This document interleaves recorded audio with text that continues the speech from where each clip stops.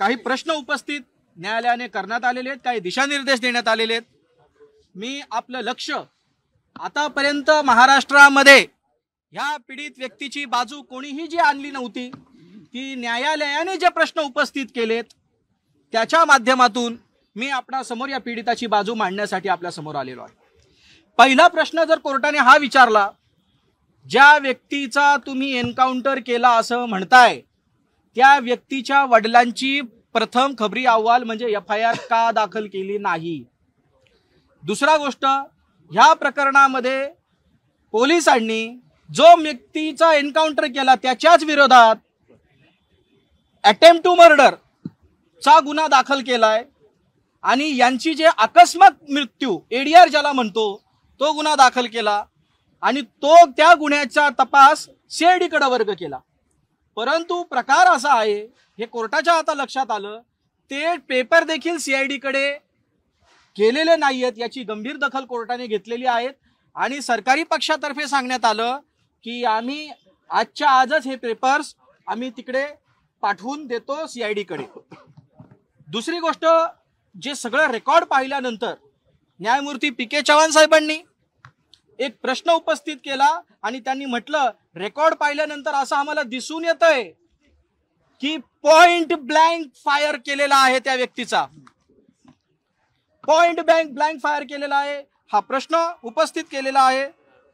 दुसरी गोष्ट, ज्या वेळेस ही घटना घडली त्याच्या काही तासापूर्वी पीडित व्यक्तीच्या आई वडिलांनी मुलाखत वकिला त्या जेल प्रिझन तलोजामध्ये घेतली होती।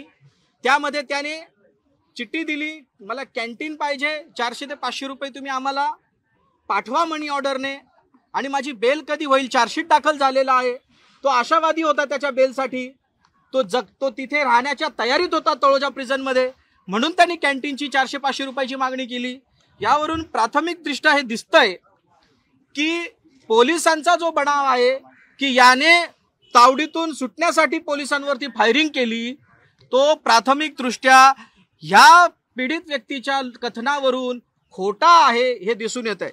तिसरा व्यक्ती, कोर्टाने स्पष्ट निर्देश दिलेत, त्या व्यक्तीला अक्षय शिंदेला तुम्ही तळोजा प्रिझन पासून घेतल्यापासून तर त्याचा मृत्यूच्या दरम्यान हॉस्पिटलला नेईपर्यंत रस्त्यामध्ये जितके काय कॅमेरेस येतात ते सगळे प्रिझर्व करण्याचे आदेश कोर्टाने दिलेले आहेत। तसंच पोस्टमॉर्टम रिपोर्ट आणि हँडवॉश घेतलाय किंवा कसे, जर नसेल घेतला तर बॉडी अजूनही पीडितांनी घेतलेली नसल्या कारणाने पीडितांना त्याच्यामध्ये बरी करण्यासाठी पुरण्यासाठी जमीन मिळत नसल्या कारणाने, बॉडी अवेलेबल असल्या कारणाने हँड वॉश जे आहे फॉरेन्सिकचं काम ते करण्यासाठी सूचित केलेलं आहे। त्याचबरोबर न्यायमूर्तींनी एक प्रश्न कोर्टासमोर उपस्थित केला की फायरिंग पिस्टलने झाली की रिव्हॉल्व्हरने झाली? सरकारी वकिलांनी सांगितलं पिस्टलने झाली। तर पिस्टल जी होती ते ऑफिसर्स युनिफॉर्म मध्ये होते का? तर ते म्हणाले नाही, ते ऑफिसर्स युनिफॉर्म मध्ये नव्हते। तिसरा प्रश्न उपस्थित केला, मग तो व्यक्ती बंदूक कॉक करून त्याने एवढ्या 4 पोलीस अधिकाऱ्यांच्या समोर पोलिसांवर फायरिंग केली, म्हणजेच पीडित व्यक्ती हा हत्यार वापरण्यासाठी तरबेज होता का, याचीही माहिती कोर्टाने सरकारकडे विचारलेली आहे। त्याचबरोबर स्वाती भिंगारदिवे ज्या आहेत फॉरेन्सिक एक्सपर्ट, अंगुलीमाल तज्ञ, फिंगरप्रिंट एक्सपर्ट, त्यांच्याकडून देखील माहिती मागवलेली आहे की तुम्ही फिंगरप्रिंट्सच्या संदर्भामध्ये काय स्टँड घेतलेला आहे। त्याचबरोबर जी व्हिडिओ आहे व्हॅनची, ज्या व्हॅनमध्ये हा एन्काउंटर करण्यात आला त्याचं देखील व्हिडिओ प्रिझर्व करण्यात आलेले आहे। आणि सगळ्यात महत्त्वाचं म्हणजे CDR, जे कोणी 5 पोलीस अधिकारी या एन्काउंटर मध्ये सामील आहेत त्यांचे पूर्ण CDR काढून ठेवण्याचे निर्देश दिलेले आहेत। CDR जो आहे यांचं टावर लोकेशन, यांच्या कोणाकोणासोबत वार्तालाप झालाय, हे कसे कसे ट्रॅव्हल झालेत, यांचं सगळ्या ज्या गोष्टी आहेत या सगळ्या गोष्टी कोर्टाने प्रिझर्व करून ठेवायला सांगितलेलं आहे। आणि ह्या गुन्ह्याची ह्या प्रकरणाची पुढील सुनावणी जी आहे ती आता 3 तारखेला ठेवलेली आहे. फिंगरप्रिंट संदर्भात देखील एक प्रश्न फिंगरप्रिंट संदर्भात देखील प्रश्न उपस्थित करण्यात आला आहे. एक मिनिट. अधिकाऱ्यांचा फिंगरप्रिंट घेतला होता की नाही? काय म्हणताय? फिंगरप्रिंट संदर्भात देखील एक प्रश्न उपस्थित करण्यात आला की अधिकाऱ्यांचा फिंगरप्रिंट करण्यात आला होता की नाही? त्या संदर्भामध्ये ते इन्स्ट्रक्शन्स घेतायत असं आम्ही माहिती घेतो, इतकंच त्यांचं सबमिशन आहे. त्यांचे फिंगरप्रिंट्स घेतले, काय घेतले, त्या फिंगरप्रिंट्सच्या प्रक्रियेवरती देखील कोर्टाने प्रश्नचिन्ह उपस्थित केलंय. स्वाती भिंगारदिवे ज्या अंगुलीमार तज्ज्ञ आहेत त्यांनी कुठल्या पद्धतीने फिंगरप्रिंट्स रिपोर्ट तयार केलेले आहेत याची देखील माहिती आम्ही घेतो. असं सरकारने प्रत्येक गोष्टीमध्ये माहिती घेतो, असेच बऱ्यापैकी प्रश्नांची उत्तरं दिलेली आहेत. ज्या पद्धतीने बॅनर लावले जात आहेत, बॅनरबाजी सध्या सुरू आहे आणि याचं राजकीय भांडवल केलं जात आहे का, असं सुद्धा तुम्ही त्या ठिकाणी तुमचा मुद्दा मांडला. हा मुद्दा नेमका काय होता? स्क्रीनशॉट देखील कोर्टाला दाखवला. एक कायद्याचा अभ्यासक म्हणून आणि एक कोर्टाचा अधिकारी म्हणून माझी ही नैतिक जबाबदारी आहे की कायद्याचं राज्य अबाधित राहण्यासाठी पणाला लावून लढणे. परंतु हे शॉकिंग आहे की पोलीसच इथे न्याय करू लागलेत, पोलीसच गोळ्या घालू लागलेत आणि काही लोकांकडून, विशेषतः काही राजकीय पक्षांकडून त्याचं एक महिनामंडन जे सुरू आहे, ज्याच्यामध्ये दाखवलं जातंय की देवा का न्याय, हे जे प्रकार आहेत हे थांबणं गरजेचे आहेत. आमचे गृहमंत्री ते देखील स्वतः वकील आहेत.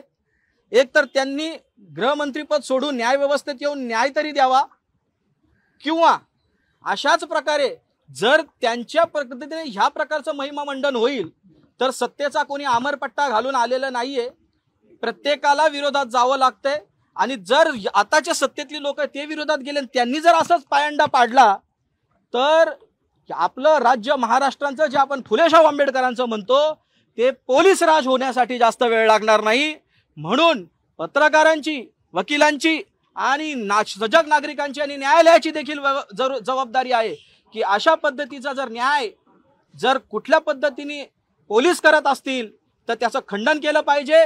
सत्य बाहेर ओढण्यासाठी, सत्य बाहेर येण्यासाठी माझा प्रश्न सरकारला आहे, जर तुम्ही त्या मयत इस्माचा, तो आता हयात नाहीये, त्याची बाजू सांगण्यासाठी जे जिवंत पोलीस अधिकारी ज्यांनी गोळी डोक्यात घातली त्यांचं ऐकून तुम्ही त्या मयत इस्माच्या विरोधात 307चा गुन्हा दाखल केला, त्या पीडित व्यक्तीच्या वडिलांची तक्रार खरी आहे की खोटी आहे हा तपासाचा भाग आहे. तुम्ही त्यांची तक्रार दाखल न करता त्यांचा जो मूलभूत हक्क आहे न्यायासमोर समानतेचा अधिकार, तो समानतेचा अधिकार तुम्ही का हिरावून घेतला? त्या समानतेच्या अधिकाराच्या उपयोगात तुम्ही अडथळा निर्माण का केला हा माझा सरकारला सवाल आहे. तुम्ही जर निष्पक्षपाती असाल, तुम्हाला जर ह्या प्रकरणाचं राजकीय भांडवल करायचं नाही तर मग तुम्ही सगळ्यांना, पीडितांना आणि आरोपींना सगळ्यांना समान नजरेने पाहायला पाहिजे. परंतु याचे लाभार्थी ह्या प्रकरणाचे या आताचं सरकार आहे हे प्राथमिक दृष्ट्या समोर येत आहे आणि थोडंसं वेळ राहू द्या, पुढे जाऊ द्या, रेकॉर्ड पुढे जाऊ द्या, नक्कीच तुम्हाला लक्षात येईल याच्यामध्ये वरिष्ठांच्या, आणि हे फक्त ब्रांचेस मला दिसत आहेत. माझा वकिलीचा अनुभव असं सांगतोय, या फक्त फांट्यांच्या पोलीस, या पॉलिटिकल माफियांच्या सांगण्यावरून, सत्ताधाऱ्यांच्या सांगण्यावरूनच हा गुन्हा घडण्याची शक्यता आहे. याचं कारण असं की इतकं मोठं रिस्क आतापर्यंत पोलीस घेऊ शकत नाही आणि अनेक एन्काउंटर झाले. आता बलात्काराचं प्रकरण जे बदलापुराच्या शेजारीच जे शिळफाट्याजवळ झालं, पुजाऱ्यांनी देवळामध्ये एका महिलेचा बलात्कार करून तिचा खून केला, त्याच्यामध्ये असा प्रकार घडत नाही, परंतु इथे का घडतो? लोकशाही मराठी ऐका, पहा, जागरूक रहा.